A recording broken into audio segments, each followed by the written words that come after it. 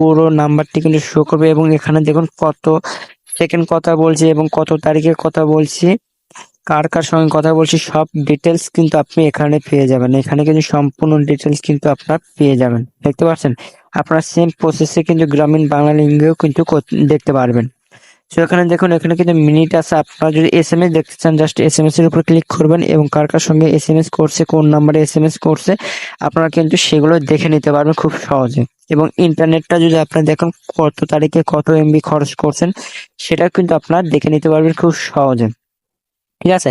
এইভাবে কিন্তু আপনারা দেখে নিতে পারবেন। বাংলা লিঙ্কে অ্যাপসটি ডাউনলোড করবেন। আপনার বাংলা সিম যদি থাকে তাহলে মাই বিএল অ্যাপসটি ডাউনলোড করবেন। করার পরে যে আপনারা কিন্তু এখান থেকে মিনিটের যেগুলো আছে সেগুলো কিন্তু আপনারা এখান থেকে দেখতে পারবেন। আবার একইভাবে কিন্তু আপনারা গ্রামীণ যদি দেখতে চান, সেই গ্রামীণটাও কিন্তু আপনারা দেখতে পারবেন। ঠিক আছে? যদি রবি দেখতে চান, সেই রবিটাও কিন্তু আপনারা দেখতে পারবেন।